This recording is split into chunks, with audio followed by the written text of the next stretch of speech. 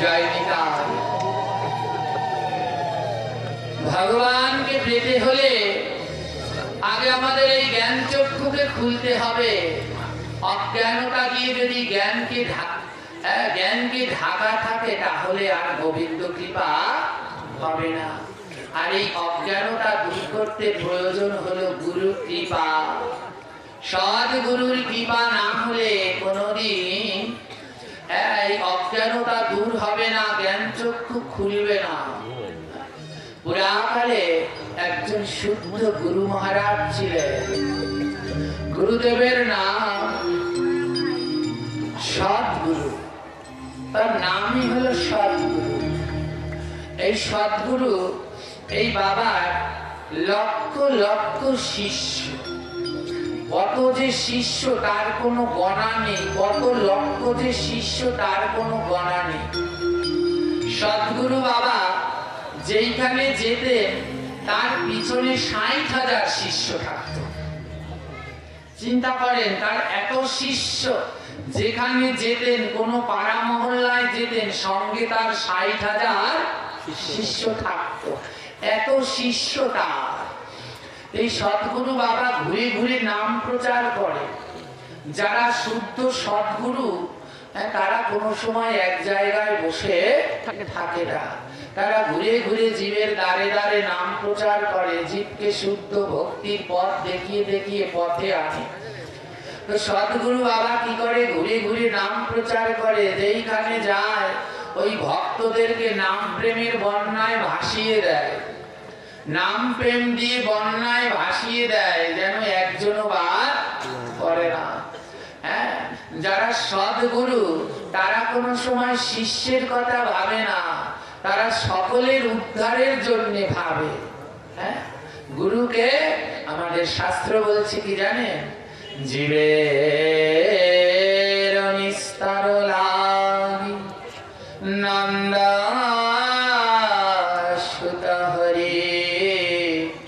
ভুবনে প্রকাশ হয় গুরু রূপ ধরি।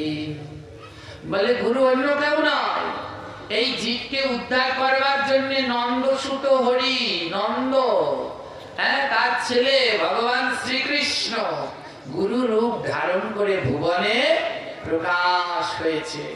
হ্যাঁ, ভগবানের অংশই হলো আপনার গুরু, আমার গুরু, সবার।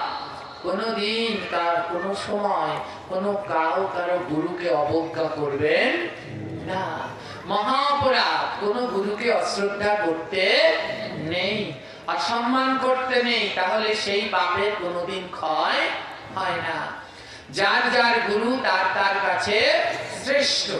কোনো সময় কোনো দিন কারো সম্মুখে কারো গুরু নিন্দা করতে নেই।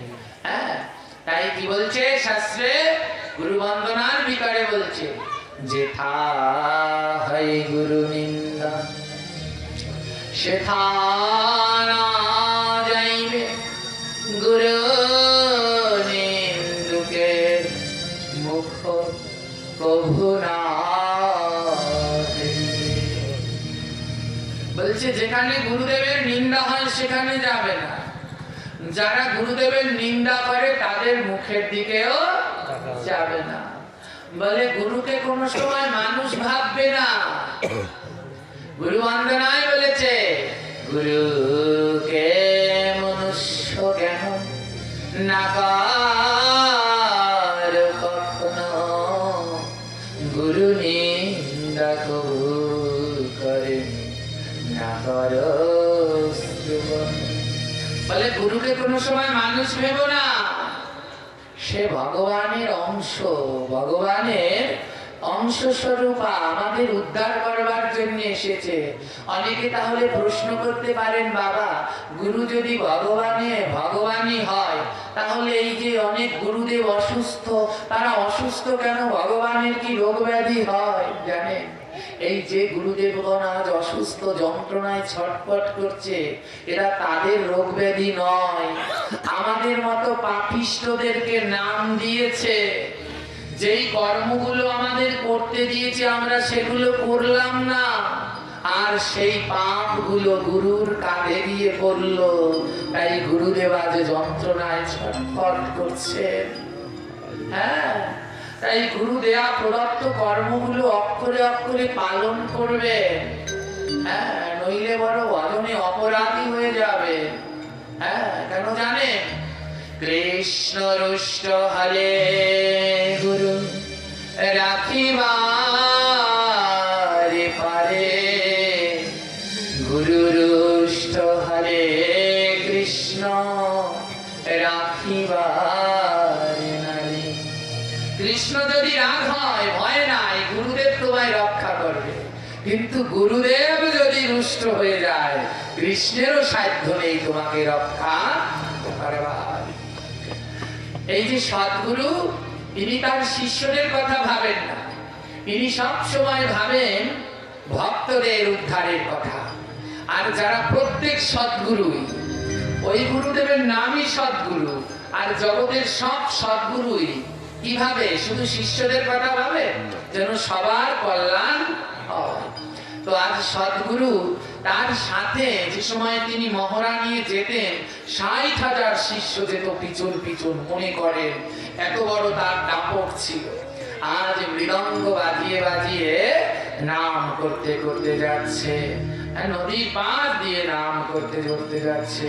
ভজনি তাই গৌর রাধেশ্যাম, হরে কৃষ্ণ হরে রাম, নিতাই গৌর রাধেশ্যাম, হরে কৃষ্ণ হরে রাম। ভজনি তাই গৌর রাধেশ্যাম, হরে কৃষ্ণ হরে রাম, নিতাই গৌর রাধেশ্যাম, হরে কৃষ্ণ হরে রাম। ভজনি তাই গৌর রাধেশ্যাম, হরে কৃষ্ণ হরে রাম, ভজনি তাই গৌর রাধেশ্যাম, হরে কৃষ্ণ হরে রাম। ভজনি তাই গৌর রাধেশ্যাম, হরে কৃষ্ণ হরে রাম, ভজনি তাই গৌর রাধেশ্যাম, হরে কৃষ্ণ হরে রাম। জপ হরে কৃষ্ণ হরে রাম, নিতাই গৌর রাধেশ্যাম, হরে কৃষ্ণ হরে রাম, নিতাই গৌর রাধেশ্যাম। জপ হরে কৃষ্ণ হরে রাম, নিতাই গৌর রাধেশ্যাম,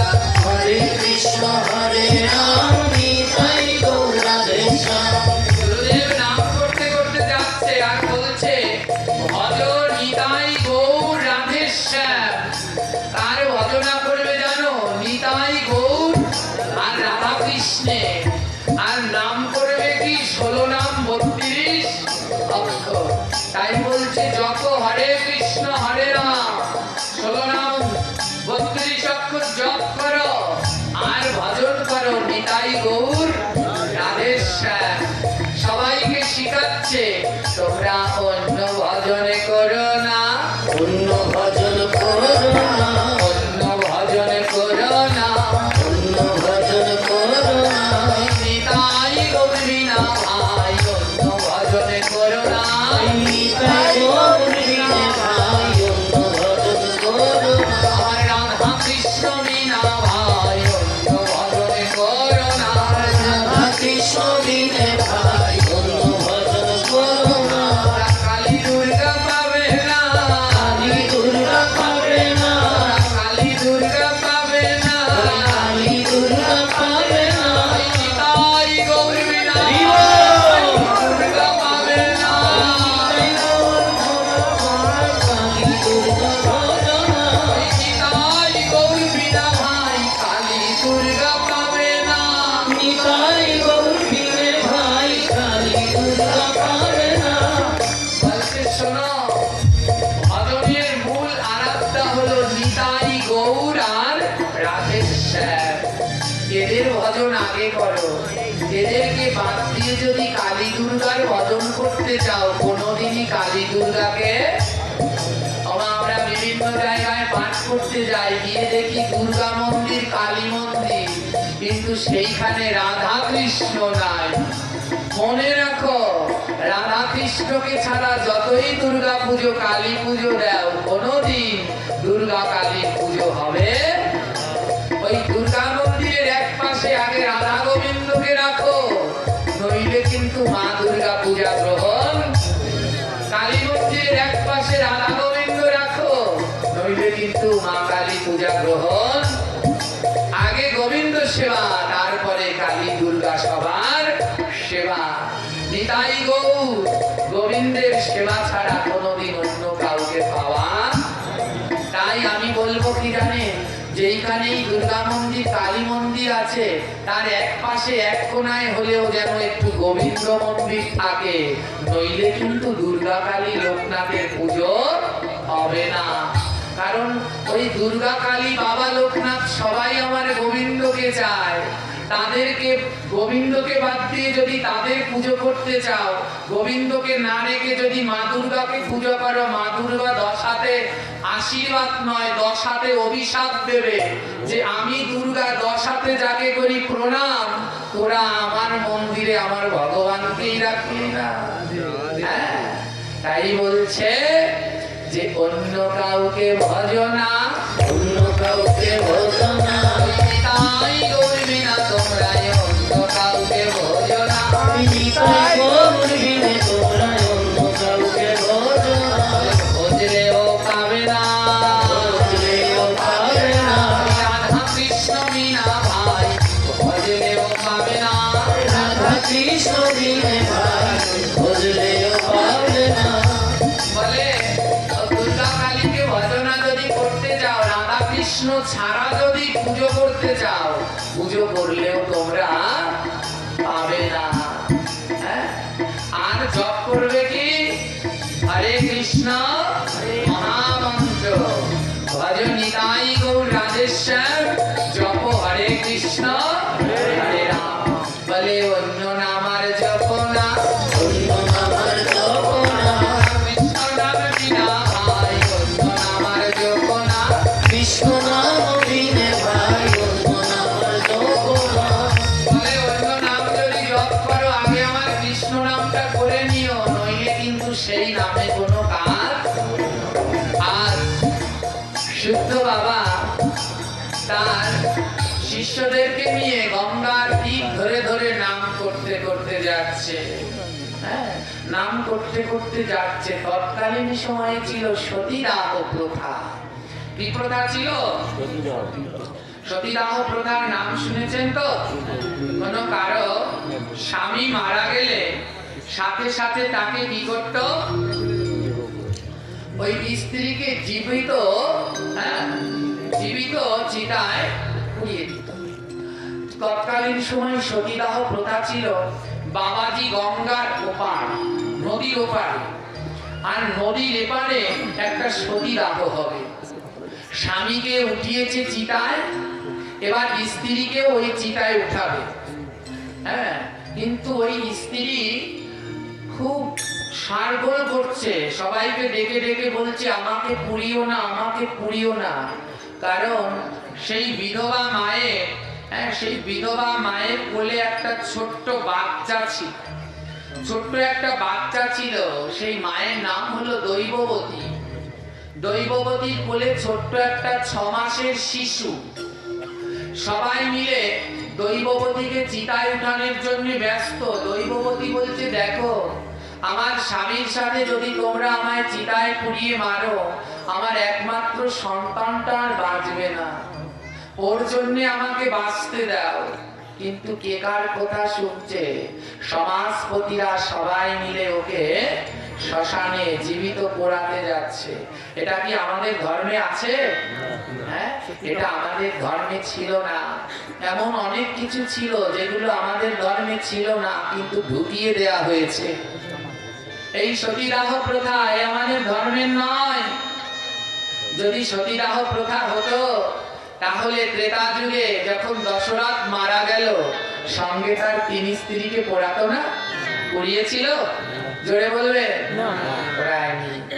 যখন দাপর যুগে সে পাণ্ডু মারা গেল, তখন তার স্ত্রী কুন্তিকে পোড়ানো উচিত ছিল না? পুড়িয়েছিল। অর্থাৎ সেই সময় সতীদাহ ছিল না, মধ্যখানে এগুলোকে ঢুকানো হয়েছে। এমন অনেক ব্যাধি আমাদের সমাজের মধ্যে, ধর্মের মধ্যে ঢুকিয়ে দিয়েছে, যাতে আমাদের ধর্মটা দিন দিন ধ্বংস হয়ে যায়। ধ্বংস হয়ে যায় এই ঔষধ নামক ব্যাধি, জাতপাতের ব্যাধি। হ্যাঁ, সাহার ছেলে সাহার সাথে বিয়ে দিতে হবে, কুণ্ডুর ছেলে কুণ্ডুর সাথে, ধোপার ছেলে ধোপার সাথে, ঘোষের ছেলে ঘোষের সাথে। হ্যাঁ, রামায়ণ মহাভারত পড়ে দেখো, কোনো একটা চরিত্রের শেষে সাহা কুণ্ডু আছে? ধোপা নাপিত কোনো আছে? একটা চরিত্রের নামের শেষেও নেই। এগুলো পরবর্তীকালে এই জাতপাত ভাগ করা হয়েছে, এগুলো করে আমাদের মধ্যে একটা যেন বিভাজন তৈরি হয়। কেমন বিভাজন দেখেছেন, কেমন প্রয়োজন ঢুকিয়েছে বেদ। বেদকে বেদব্যাস ভাগ করে দিয়েছে পড়ার সুবিধার্থে। অত বড় গ্রন্থটা কি করে পড়বে, তাই 4 ভাগ করে দিল যেন সবাই পড়তে পারে। সেটাকে নিয়েও রাজনীতি। নমশূদ্রের এই বেদ, হায়ার কাস্টের এই বেদ, ব্রাহ্মণের এই বেদ, ক্ষত্রিয়ের এই বেদ, বৈশ্যের এই বেদ। রাজনীতির আর কোনো শেষ নাই, হিংসার কোনো শেষ নাই। জানেন, যেই স্থানটায় হিংসা থাকা একদম উচিত না, সেটা হলো ধর্মস্থান। বলে সব জায়গায় হিংসা থাকুক, দলাদলি থাকুক, ধর্মস্থানে যেন হিংসা দলাদলি থাকে না। কিন্তু দুঃখ কি জানেন, বর্তমান সময়ে হিংসার দলাদলিটা ধর্মস্থানেই বেশি। আজ এপারে বসে সতীদাহ প্রথা পুড়িয়ে দিতে যাচ্ছে দৈববতীকে। দৈববতী মা আমার কাঁদছে, আমার জন্য না, আমার সন্তানটার জন্য আমায় বাঁচতে দাও। মা তো এ জগতে মা সব ত্যাগ করতে পারে, সন্তানকে কোনোদিন ত্যাগ করতে। একটা মায়ের, একটা নারীর দুটো জিনিস প্রিয় হয়, এক হলো স্বামী আর সন্তান। যখন তাকে কোনো কঠিন প্রশ্ন করা হয়, তুমি কাকে চাও, তোমার স্বামী না সন্তান, তখন প্রত্যেক নারী উত্তর দিতে তার খুব কষ্ট হয়, কাকে বেছে নেবে, স্বামীকে না সন্তানকে। কিন্তু হাজার ভেবেচিন্তে শেষ পর্যন্ত তার ওই প্রিয়তম স্বামীকে বাদ দিয়ে দিয়ে বলে, আমার সন্তান, আমি সন্তান ছাড়া থাকতে পারবো না। দৈববতী মা আমার সবাইকে বলছে, ওগো আমায় পুড়িয়ে মেরো না, আমার সন্তানটার জন্য আমায় বাঁচতে দাও।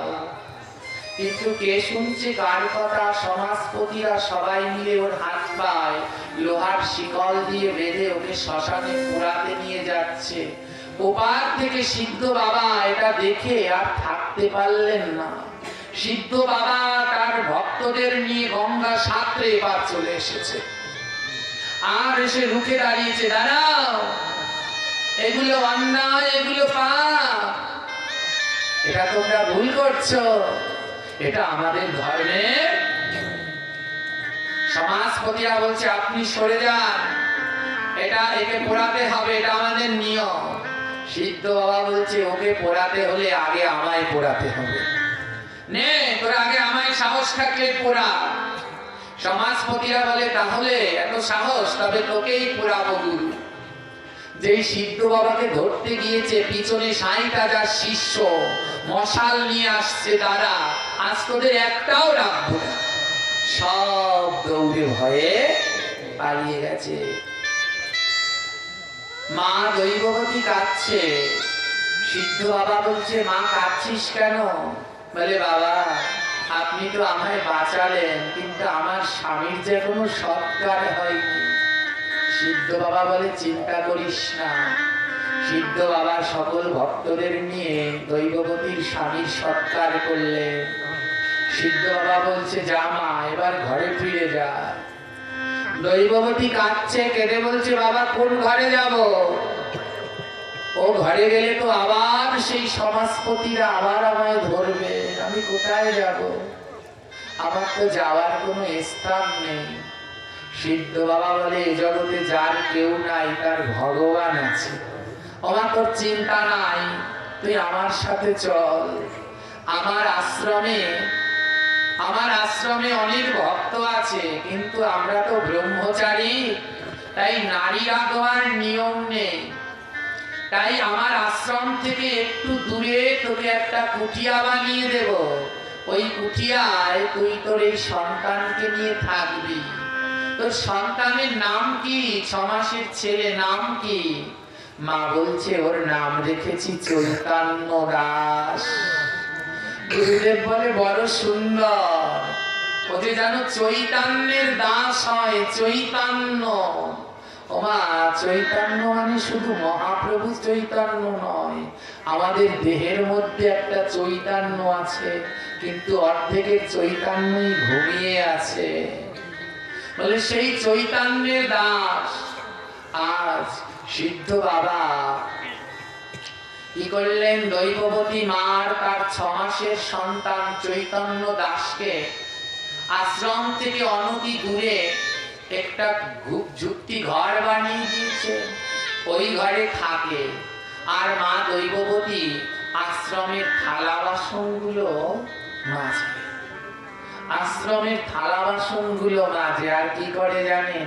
ওই আশ্রমের থালায় করে ভক্তরা প্রসাদ পায় না, মা দৈববতী কি করে? ওই থালার ভিতরে যেটুকু এঁটো ঝুটো থাকে, মা দৈববতী যত্ন করে সেই এঁটো ঝুটোটুকু কুড়িয়ে একটা বাটির মধ্যে রেখে দেয়, একটা বাটির মধ্যে রেখে দেয়। ভক্তরা প্রসাদ পেয়ে থালায় যেটুকু থাকে ওইটুকু মা ফেলে দেয় না, ওটুকু কাচিয়ে একটা বাটির মধ্যে যত্ন করে রেখে দেয়।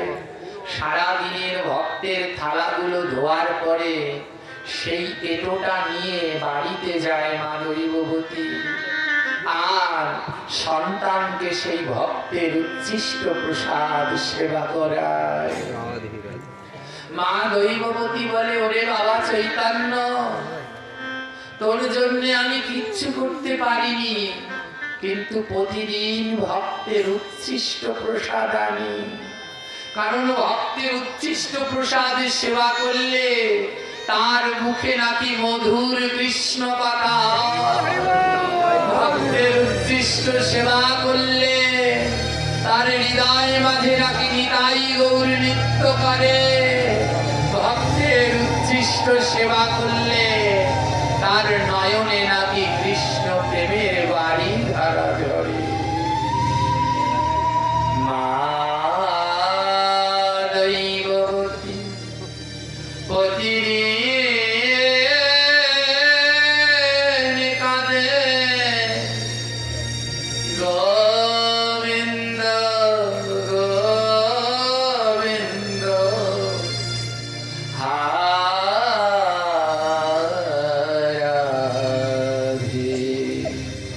প্রতিদিন মা দৈবতী গোবিন্দ গোবিন্দ হা রাধে রাধে বলে কাঁদে। আর কেঁদে কেঁদে বলে প্রভু এ জন্মে তো আমার আর হলো না, আমার আর গোবিন্দ ভজন হলো না, কিন্তু তুমি আমার কোলে যে সন্তান দিয়েছ, এই সন্তান যেন তোমার সেবায় লাগতে পারে। ছেলেটা দিন দিন বড় হচ্ছে। মা দৈবতী গুরুদেব সিদ্ধ বাবা তারও দিন দিন বয়স বাড়ছে। ছেলেটার বয়স এখন 6 বছর, 6 বছরের হয়ে গেছে। জানেন ওর কেমন ভাগ্য? 6 বছরে ও কোনোদিন ভগবানের প্রসাদ খায়। আমরা তো ভগবানের প্রসাদের জন্য পাগল। চৈতন্য দাসের 6 বছর বয়স, 6 বছর বয়সে কোনোদিন ভগবানের প্রসাদ পায়নি। ভগবানের প্রসাদ পেত ভক্তরা, আর থালের ভিতরে যে এঁটো ঝুটো রাখত সেই ভক্তের উচ্ছিষ্ট পেয়ে 6 বছর হয়ে গেছে। তার এমন ভাগ্য যার, তার তো গুরু কৃপা হবেই হবে। আজ মা দৈবতী প্রতিদিন হরিকথা শুনে, গুরুদেবের কাছে প্রতিদিন হরিকথা শ্রবণ করে। আর সিদ্ধ বাবাকেই দৈবতী নিজের গুরু বলে মানে। সিদ্ধ বাবার লক্ষ লক্ষ লক্ষ শিষ্য, শিষ্যের কোনো অন্ত নেই। প্রতিদিন দৈবতী মা আমার সিদ্ধ বাবা ভাগবত পাঠ করে, হাজার হাজার ভক্ত আসে আশ্রমে, সবাই হরিকথা শ্রবণ করে। একদিন সিদ্ধ বাবা হরিকথায় বলছে, এই জীবন ধন্য যে করে ভক্ত সঙ্গ এই জীবন ধন্যতা, যারে দেহে প্রেম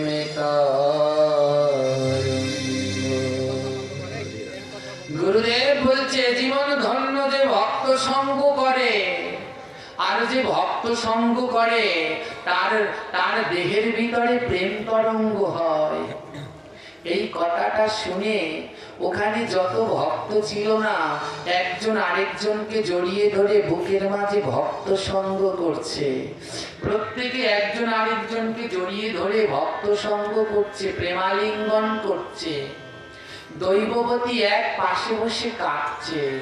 ছোট্ট ছেলেটা চৈতন্য দাস মাকে বলছে, মা সবাই দেখো কেমন প্রেমালিঙ্গন করছে, আর তুমি কাঁদছো কেন?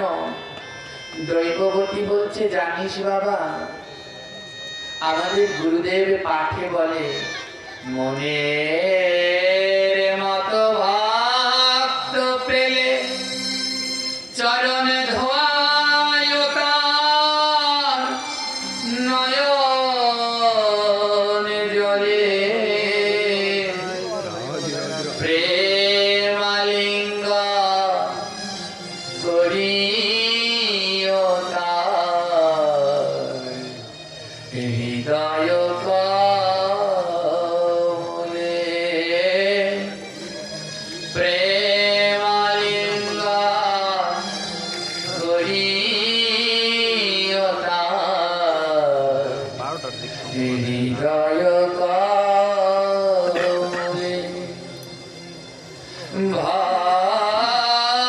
ভক্তের পরজ যদি একবার কারো হয়, হেন জন্মে সেই জানা রাধা কৃষ্ণের দর্শন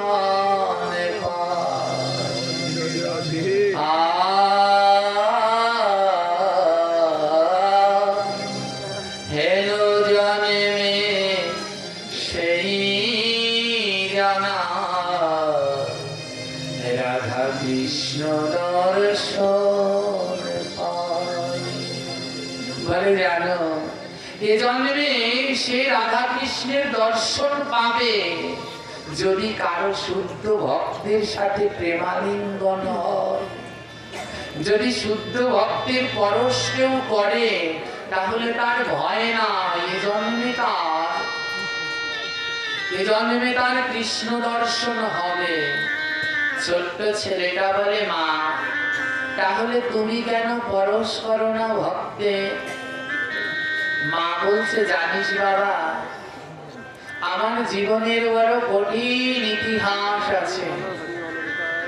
একটা সময় এই সমাজের মানুষগুলো আমাকে পুড়িয়ে মারতে চেয়েছিল, তাই আমি চাইলেও এদেরকে বুকের মাঝে জড়িয়ে ধরতে পারি না, আমার শুধু কষ্ট হয়। ছোট্ট ছেলে বলে, মা তোমার কাকে বুকের মাঝে জড়িয়ে ধরতে ভালো লাগে? মা বলছে, একজনকেই, শুধু একজনকেই আমার বড় ইচ্ছা, একবার যদি তার অঙ্গ পরশ করতে পারতাম। ছোট্ট ছেলে বলে, সে কে মা? দুঃখিনী মা বলছে, সে হলো আমার গুরুদেব। আমার বারবার মনে চায় একবার যদি গুরুদেবকে বুকের মাঝে জড়িয়ে ধরতে পারতাম। ছোট্ট ছেলে বলছে, কেন যাও না? মা বলছে, বাবা গুরুদেব তো ব্রহ্মচারী, আর ব্রহ্মচারীদের কোনো নারী স্পর্শ করতে নেই। আমার তো নারী কুলে জন্ম, মহাপাপী, তাই চাইলেও গুরুদেবকে স্পর্শ করতে আমি পারবো না। কিন্তু জানিস, আমি ভগবানের কাছে প্রতিদিন বলি, প্রভু আবার যদি আমায় জন্ম দাও, সেই জন্মে আমায় এমন করে দিও যেন গুরুদেবের বুকের উপরে মাথা রেখে হাগৌর হাগৌর বলে আমি নয়ন জলে ভাসতে পারি,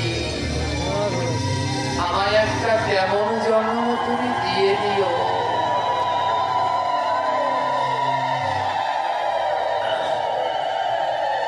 মায়ের দুঃখ দেখে ছোট্ট ছেলেটার দুই নয়নে জল ঝরছে, কারণ ওর মা ছাড়া আর ভাবে কেউ নেই। বাবাকে তো দেখেনি, 6 মাস বয়সেই হারিয়েছে। মা দুঃখে কষ্টে ওকে গড়ে পিঠে মানুষ করেছে, মা ছাড়া কিচ্ছু বোঝে না। মা না খাইয়ে দিলে খেতে পারে না, মা না ঘুম পাড়িয়ে দিলে ঘুম আসে না। ছোট্ট ছেলেটা বলছে, মা গুরুদেবের অঙ্গ পরশ করার অন্য কোনো পদ্ধতি নেই? মা বলছে, একটা উপায় আছে রে বাবা। বলে, কি উপায়?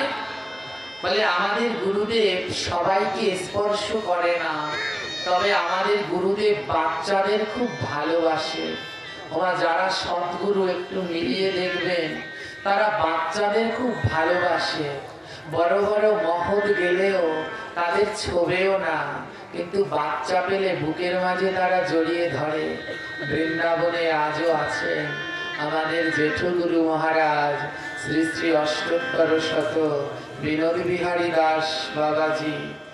একবার বর্ষণায় গেলে দেখবেন প্রেম কাকে বলে। হ্যাঁ, এবার আমরা যখন গিয়েছিলাম জেঠুর সাথে পরিক্রমায় বেরিয়েছিলাম, কত বড় বড় সাধু এসে মন্দিরে সিরিয়াল দিয়ে বসে থাকে, একটু ধরেও না, ছুঁয়েও দেখে না। হ্যাঁ, যখন পরিক্রমায় বের হয়, ছোট্ট ছোট্ট বাচ্চারা রাস্তার কাছে দাঁড়িয়ে থাকে, আর তাদের টেনে টেনে বুকের মাঝে জড়িয়ে ধরে। হ্যাঁ, কত বড় বড় কেউ দাঁড়িয়ে আছে, তাদের ছোঁয়েও না, কিন্তু ওদেরকে বুকের মাঝে জড়িয়ে ধরে। কেন জানেন? ওই বড় বড় যারা আছে ওদের মনগুলো বড় কঠিন, কামনা বাসনা লোভে ভরা। আর ওই ছোট্ট শিশুগুলো, ওদের মন বড় পবিত্র, তাই ওদের বুকের মাঝে জড়িয়ে ধরলে ওই কৃষ্ণ প্রেমটা চলে আসে, শিশু সুলভ হয়ে যায়। আজ মা বলছে, শোন বাবা, আমার গুরুদেব না তোকে বড় ভালোবাসে। প্রতিদিন ভাগবত পাঠের শেষে সিদ্ধ বাবা, ওই ছোটবেলা থেকে আশ্রমে বড় হয়েছে তো চৈতন্য দাস, সিদ্ধ বাবা প্রতিদিন ভাগবত পাঠ শেষ হলে চৈতন্য দাসকে বুকের মধ্যে জড়িয়ে ধরে, আর অন্য কাউকে ধরে না। আর ভক্তরা কি করে, যে গুরুদেব যাকে জড়িয়ে ধরেছে, ভক্তরা গিয়ে হাউমাউ করে আবার ওই চৈতন্যকে জড়িয়ে ধরে। দুঃখিনী মা বলছে, হ্যাঁ রে বাবা, তুই যখন গুরুদেবকে বুকের মাঝে জড়িয়ে ধরিস, গুরুদেবের গা থেকে কেমন ঘ্রাণ আসে। হ্যাঁ, কেমন লাগে তোর মনে আনন্দ। ছোট্ট ছেলেটা বলছে, জানো মা, আমি গুরুদেব যখন আমায় বুকের মাঝে জড়িয়ে ধরে, অনেকটা সময় ধরে গুরুদেবের গায়ের সেই সুঘ্রাণ গুলো আমার গায়ে লেগে থাকে। মা বলে, তাই বুঝি? তাহলে আজ একটা কাজ করবি। কি কাজ? বলে, আজ ভাগবত পাঠ শেষ হলে গুরুদেব যেই তোকে বুকে জড়িয়ে ধরবে, তুই কারো কাছে যাবি না, সবাইকে এড়িয়ে এড়িয়ে তুই আমার কাছে এসে আমায় জড়িয়ে ধরবি, যেন গুরুদেবের গায়ের পরশটা তোর গায়ে লাগার পরে আমার গায়ে লাগে। একবার হলেও তো আমি গুরুদেবের পরশ করতে পারি।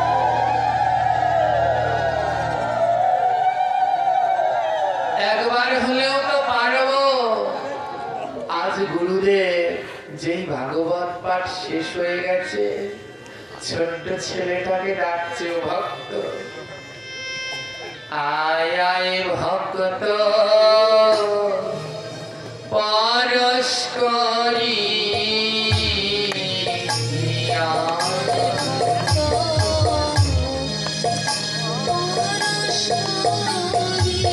আয় আয় ভক্ত, পরশ করি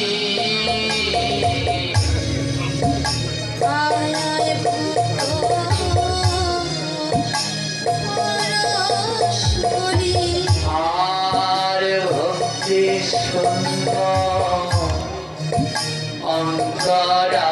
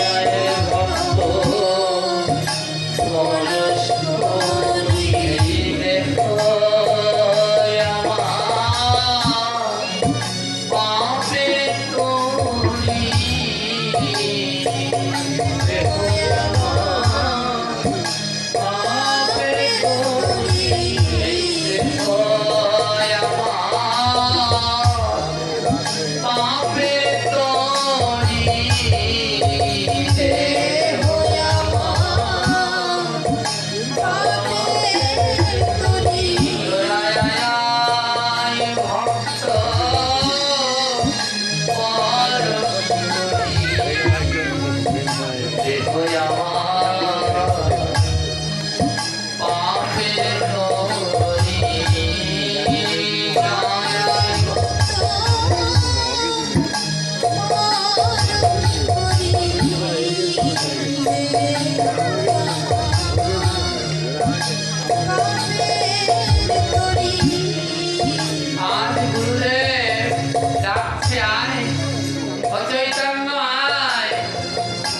শুদ্ধ ভক্ত রে, তোর মতো ভাগ্য তো আমারও নেই রে বাবা।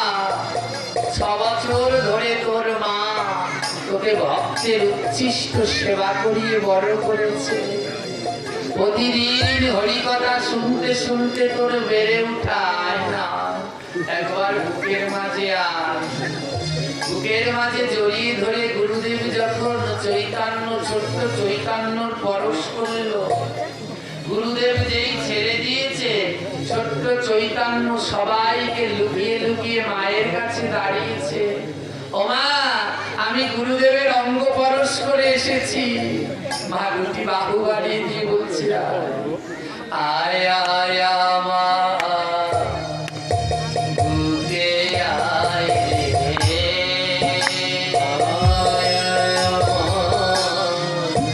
বুকে আয় রে, আমার বুকের মাঝে কত জ্বালা, বুকের মাঝে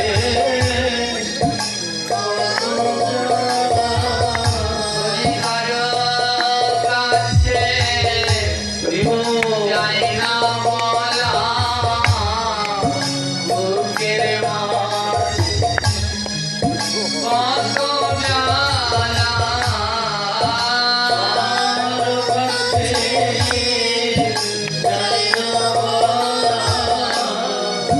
বুকের মাঝে কত জ্বালা, কারো কাছে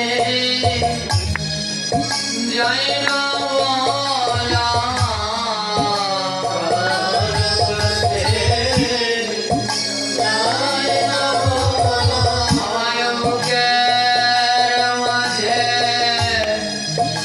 এত জ্বালা,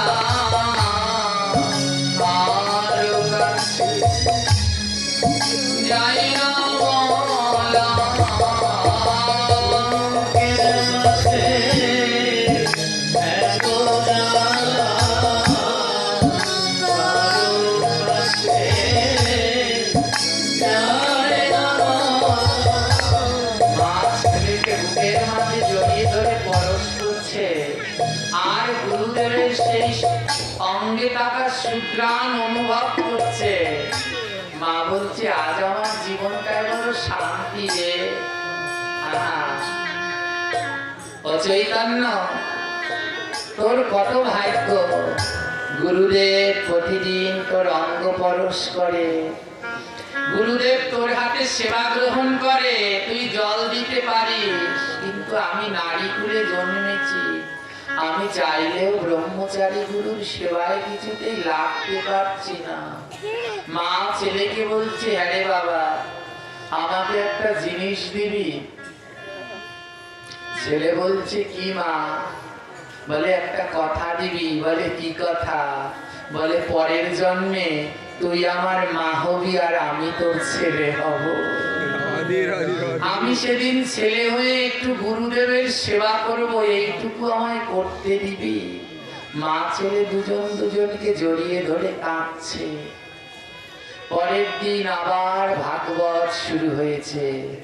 গুরুদেব পাঠে বলছে, গুরু মাতা গুরু পিতা গুরু হনপতি, গুরু মাতা গুরু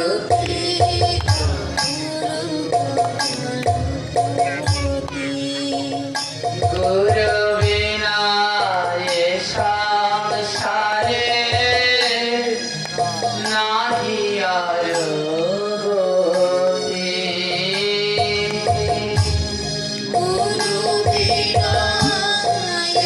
সংসারে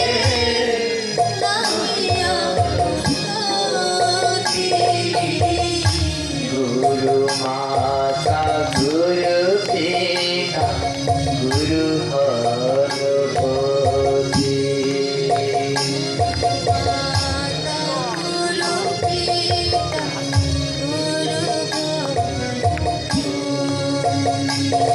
গুরুদেব বলছেন গুরু মাতা গুরু পিতা গুরু হরপতি। ছোট্ট ছেলে চৈতন্য দাস বড় মন দিয়ে শুনছে। মাকে জিজ্ঞেস করলেন, মা গুরুদেব যে বললেন গুরু মাতা মানে গুরু হলো মা, গুরু পিতা মানে কি? ওর তো কোনো সময় ও তো জন্ম থেকে বাবাকে পায়নি, তাই জানে না। বলে পিতা মানে কি? মা বলছে, শোন বাবা, পিতা মানে হলো বাবা। ছোট্ট ছেলে বলে, মা বাবা কাকে বলে? মা বলছে, বাবা কাকে বলে? যে সন্তানের খোঁজ খবর রাখে, হ্যাঁ, সন্তান কেমন আছে, সন্তান ভালো আছে কিনা, এই খোঁজ খবর যে রাখে তাকেই বাবা বলে। ও তাহলে বাবার কর্তব্য কি? বলছে সন্তানের খোঁজ খবর রাখা, যেন সে শুদ্ধভাবে ভক্তি পথে চলে, এগুলো করা। ও ছোট্ট ছেলেটা ভাগবত পাঠ শেষ হয়ে গেছে, এবার ও দাঁড়িয়ে পড়েছে। 6 বছর বয়স, হাজার হাজার শিষ্য। ছোট্ট ছেলেটা গুরুদেবকে বলছে, গুরুদেব একটা প্রশ্ন করব। গুরুদেব বলে, কর। বলে, গুরুদেব শিষ্য কাকে বলে, সন্তান কাকে বলে? গুরুদেব বলছে, শোন, যারা আমার কাছ থেকে মন্ত্র নেয় ওরাই সব আমার সন্তান, ওই শিষ্যরাই সব আমার সন্তান, আর আমি ওদের বাবা। ও তাই? তাহলে গুরুদেব আপনার কটা সন্তান আছে, আপনার কয়জন শিষ্য? তো গুরুদেব বলছে, ওরে বোকা, আমার এত শিষ্য, আমার এত সন্তান, ও কি গুণে রাখা যায়? কত লক্ষ লক্ষ, আমার কত লক্ষ লক্ষ সন্তান আছে। ছোট্ট চৈতন্য দাস, মা ধ্যান দিয়ে শুনবেন। ছোট্ট চৈতন্য দাস বলছে, তোমার সন্তান কয়জন? গুরুদেব বলছে, আমার জানা নেই। ছোট্ট ছেলে বলছে, গুরুদেব তাহলে তুমি এখনো বাবা হওয়ার যোগ্যতা লাভ করতে পারো। ছোট্ট ছেলে বলছে, তোমার কটা শিষ্য সেটা যখন তুমি জানো না, তাহলে তোমার বাবা হওয়ার কোনো যোগ্যতাই। ভরা সবার ভিতরে সবাই অবাক হয়ে গেলে, কি বলছো? বলে, হ্যাঁ, তুমি কেমন বাবা? প্রত্যেক বাবা আগে তো জানবে তার সন্তানের কথা। তোমার শিষ্যরা তোমায় বাবা বলে ডাকে, কিন্তু তুমি নিজেই জানো না তোমার কয়টা শিষ্য। তাহলে তুমি কিসের গুরু, কিসের বাবা? ছোট্ট ছেলের কথায় গুরুদেবের টনক নড়ে গেছে। সিদ্ধ বাবা থর থর করে কাঁপছে। এমন কথা জীবনে আমায় কেউ বলেনি।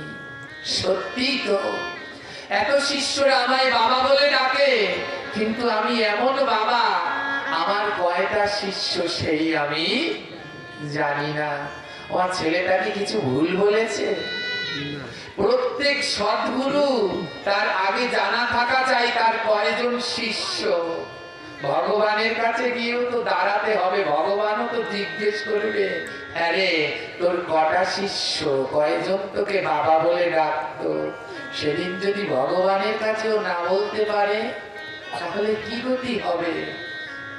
সিদ্ধ বাবার টনক নড়ে গেল। সিদ্ধ বাবা বলছে, ঠিকই বলেছিস চৈতন্য, এখনো আমার চৈতন্যই হলো না।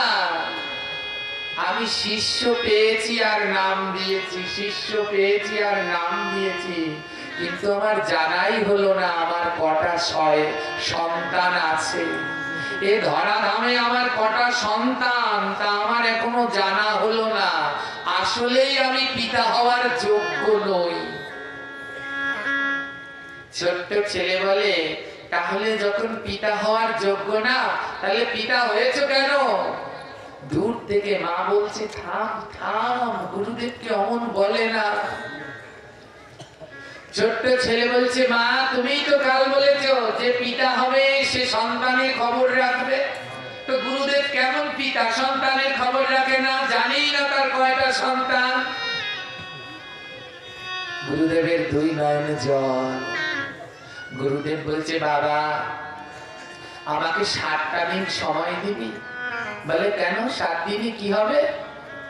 বলে 7 দিনের ভিতরে আমি তোর কাছে বলবো আমার কজন শিষ্য, আমার কজন সন্তান আছে। 7টা দিন সময় দে, 7টা দিন সময় দে, 7 দিন পরে তোকে বলে দেব। বলে বেশ। ছোট্ট ছেলে বলে, গুরুদেব 7 দিন সময় দিলাম, 7 দিন পরে কিন্তু বলে দিবে তোমার কটা সন্তান। বলে বেশ, কজন আমার শিষ্য, 7 দিন পরে বলে দিব।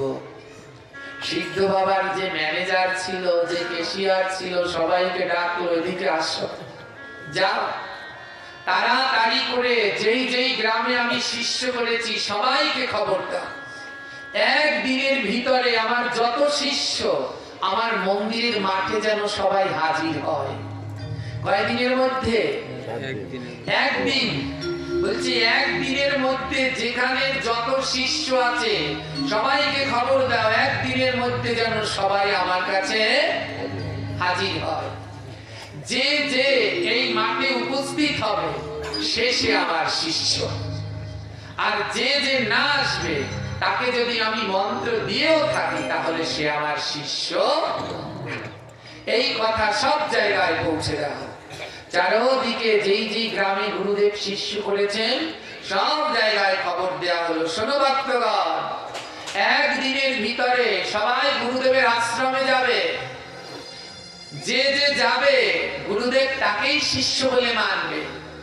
যদি তোমরা কেউ না যাও, যে না যাও কিন্তু মন্ত্র পেয়েছো, গুরুদেব আজ্ঞা করেছে যাওনি, তাহলে গুরুদেব তাকে শিষ্য বলে মানবে না। বলে বেশ তাই তো। হ্যাঁ, ম্যানেজারকে বলেছে, ম্যানেজার শিষ্যরা আসতে শুরু করেছে, লাইনে হাজার হাজার লক্ষ লক্ষ শিষ্য। ম্যানেজারকে বলেছে, ম্যানেজার তুমি কতক জনকে নিয়ে গেটের সামনে দাঁড়াও, একজন একজন ঢুকবে আর তুমি নাম লিখবে আর সংখ্যা লিখবে, 1 2 3 গুনবে আমার কতজন শিষ্য মাঠের মধ্যে ঢুকলো। তারপরে আমি ওই ছোট্ট ছেলেকে বলবো আমার এতজন শিষ্য। সারা দিন ধরে শিষ্যরা আসতে শুরু করলেন, সকাল থেকে সন্ধ্যা। 6 লক্ষ শিষ্য এসে উপস্থিত হলো। কয় লক্ষ শিষ্য? 10 লক্ষ শিষ্য এসে উপস্থিত হলো। ভুল বলেছি, 10 লক্ষ শিষ্য এসে মাঠের মধ্যে উপস্থিত হলো, কানায় কানায় পরিপূর্ণ, কোন ধরনের ফাঁকা। এছাড়া আরো কত শিষ্যকে যে মন্ত্র দিয়েছে আসতে পারেনি তার শেষ নেই। সন্ধ্যাবেলায় ম্যানেজার খাতাটা নিয়ে গুরুদেবের কাছে গিয়েছে, গুরুদেব এই মাঠের ভিতরে 10 লক্ষ শিষ্যের সমাগম হয়েছে। গুরুদেব বলে, চিন্তা নাই, তার মানে 10 লক্ষ আমার শিষ্য, যেগুলো আসেনি ওগুলো বাদ। আজ আমি ওই ছেলেটাকে বলবো, ও ছেলে আমি আসল পিতা, দেখ আমার 10 লক্ষ সন্তান। এটা বলবে, এটা বলবার জন্য যখন চৈতন্য দাসের কাছে যাবে, গুরুদেব ঠাকুর ঘরে গিয়ে রাধা মাধবকে প্রণাম করতে গিয়েছে, হে রাধা মাধব আজ আমি যোগ্য পিতা হলাম, আমি গুণে বের করেছি আমার 10 লক্ষ সন্তান, আমার 10 লক্ষ শিষ্য। এটা বলে যখন প্রণাম করছে, রাধা মাধবের বিগ্রহ থেকে আওয়াজ আসছে, রাধা মাধবের বিগ্রহ থেকে আওয়াজ আসছে, হাসির শব্দ। গুরুদেব বলে, কি হাসে? তাকিয়ে দেখে শ্রী বিগ্রহ থেকে হাসির ধ্বনি। ভগবান বলে, আমি হাসছি। গুরুদেব বলে, প্রভু তুমি? বলে, হ্যাঁ রে, তোর মূর্খ কথা শুনে আমি হাসছি। গুরুদেব বলে কি মূর্খের কথা বললাম? ভগবান বলে এই যে একটু আগে বললি তোর 10,000 শিষ্য, 10 লক্ষ শিষ্য। গুরুদেব বলে হ্যাঁ ভগবান, আমার 10 লক্ষ শিষ্য মাঠে প্রবেশ করেছে, ওইগুলোই আমার আসল শিষ্য। ভগবান বলে না রে, ওগুলো তোর আসল শিষ্য না। ভগবান বলে আসল শিষ্য না, তা কি করে জানবো? ভগবান বলে ওই সিদ্ধ বাবা তো উনি বড় ভজন সিদ্ধ ছিলেন। বলে তুই একটু ধ্যান করে দেখ তো, 7 দিন পরে তোর একটা রোগ হবে। সিদ্ধ বাবা ধ্যান করে দেখলেন 7 দিন পরে সিদ্ধ বাবার সারা গায়ে কুষ্ঠ রোগ হবে। তৎকালীন সময়ে কুষ্ঠ রোগ, এই যে কিছুদিন আগে করোনা গিয়েছে ছোঁয়াচে, তৎকালীন সময়ে কুষ্ঠ রোগ বড় ছোঁয়াচে ছিল। ভগবান বলছে যা, আজ পাঠে গিয়ে ব্যাসাসনে গিয়ে বলবি 7 দিনের মধ্যে আমার কুষ্ঠ রোগ হবে, দেখি তোর কজন শিষ্য থাকে। গুরুদেব ব্যাসাসনে গিয়ে ভক্তদের উদ্দেশ্য করে বলছে শোনো ভক্ত, তোমাদের সবাইকে ডেকেছি কেন জানো? আগামী 7 দিনের মধ্যে না আমার কুষ্ঠ রোগ হবে। যেই না এই কথা শুনেছে শিষ্যদের মধ্যে কানাকানি শুরু হয়ে গেছে, গুরুর আবার কুষ্ঠ রোগ, তার মানে এ গুরু সদ্গুরু না। 10 লক্ষ শিষ্যের মধ্যে কানাকানি শুরু হয়ে গেছে, গুরুর কুষ্ঠ রোগ হবে, তাহলে আমরা ভুল করেছি, এ গুরু আসল গুরু। 10 লক্ষের ভিতরে 4 লক্ষ স্থান ত্যাগ করলো, এ গুরু আমরা মানি না। যার গায়ে কুষ্ঠ রোগ হবে সে আবার কেমন গুরু? ও তো পাপী। 4 লক্ষ শিষ্য স্থান ত্যাগ করলো। সিদ্ধ বাবা বলে ও এবার বুঝতে পেরেছি। ম্যানেজারকে বলছে ম্যানেজার এবার গুণ তো কত আছে? গুণে দেখে এখনো 6 লক্ষ আছে। ওদিন কেটে গেছে, পরের দিন ভগবানকে প্রণাম করে বলছে ভগবান আমার আসল শিষ্য 6 লক্ষ। ভগবান বিগ্রহ থেকে বলছে শোন, আজ ব্যাসাসনে গিয়ে বলবি এই 6 লক্ষের ভিতরে কে কে আমার সেবা করতে চাও। হ্যাঁ, গুরুদেব ভগবান শিখিয়ে দিচ্ছে, ব্যাসাসনে গিয়ে বলছে আমার 10 লক্ষ শিষ্য ছিল, আমার কুষ্ঠ রোগ শুনে 6 লক্ষ 4 লক্ষ চলে গেছে, আর তোমাদের এই 6 লক্ষর ভিতরে কয়জন আমার সেবা করতে চাও? বলো কজন সেবা করতে চাও? যেই বলেছে না কজন সেবা করতে চাও, শিষ্যদের মধ্যে আবার কানাকানি শুরু হয়ে গেছে। কি কুষ্ঠ রোগীর সেবা করলে তো আবার কুষ্ঠ রোগ হয়, হরি বল। কুষ্ঠ রোগীর ধরলে পর তো আবার কুষ্ঠ রোগ হয়। 6 লক্ষ বসে আছে, 6 লক্ষর ভিতরে 4 লক্ষ উঠে গেছে। বলে ওরে বাবা, ও কুষ্ঠ রোগের সেবা করলে আমাদেরও কুষ্ঠ হবে, দরকার নেই। 4 লক্ষ চলে গেল, পড়ে আছে কয় লক্ষ? ওদিনও গুরুদেব মন খারাপ করে চলে গেলেন। দেখুন কদিন কেটে গেছে? 3 দিন কেটে গেছে। চতুর্থ দিন ভগবানকে প্রণাম করে বলছে জানো ভগবান, ওই মাঠের মধ্যে 2 লক্ষ শিষ্য বসে আছে, ওরা হলো আমার আসল শিষ্য। ভগবান হেসে হেসে বলছে শোন, আজ গিয়ে বলবি ওই 2 লক্ষ শিষ্যের মধ্যে, আজ গিয়ে বলবি কি জানিস? আজ গিয়ে বলবি তোমরা যে এই 2 লক্ষ শিষ্য আমার সেবা করতে চাও, যে যে আমার সেবা করবে তার অবশ্যই কুষ্ঠ রোগ হবে, অবশ্যই হবে। চতুর্থ দিন গুরুদেব ভক্ত সম্মেলনে গিয়ে 2 লক্ষ শিষ্যকে বলছে হে শিষ্যগণ, তোমরা তো আমার 10 লক্ষ ছিল, কমতে কমতে 2 লক্ষ হয়েছে।